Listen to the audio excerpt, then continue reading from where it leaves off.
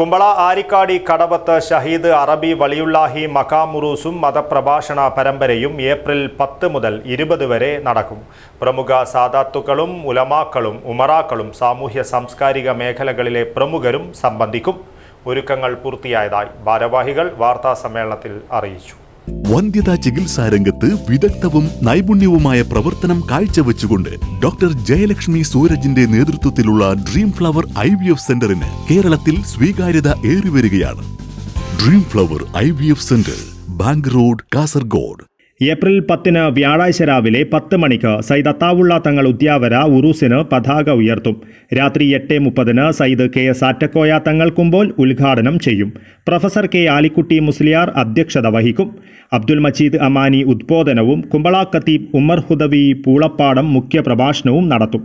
AKM Ashraf MLA, Kumbla inspector KP Vinod Kumar എന്നിവർ സംസാരിക്കും.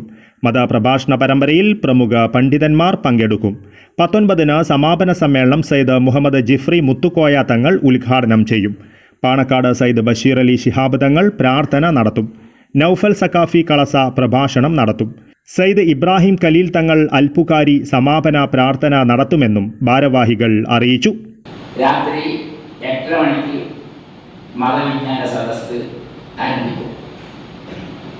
ബഹുമാനപ്പെട്ട കാസർഗോഡ് കാമത്ത് സമസ്ത കേരള ജമിയത്തിനോട് കാര്യദർശി പ്രൊഫസർ ആലിക്കുട്ടി മുസ്ലിയാർ അവരുടെ അധ്യക്ഷതയിൽ കുമ്പോൽ തറവാട്ടിലെ കാരണവരെന്നറിയപ്പെടുന്ന KS ആറ്റക്കോയ തങ്ങൾ പരിപാടി ഉദ്ഘാടനം ചെയ്യും.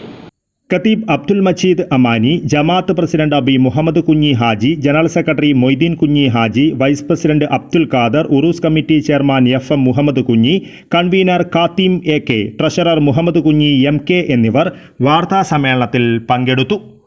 News bureau, Kasaragod.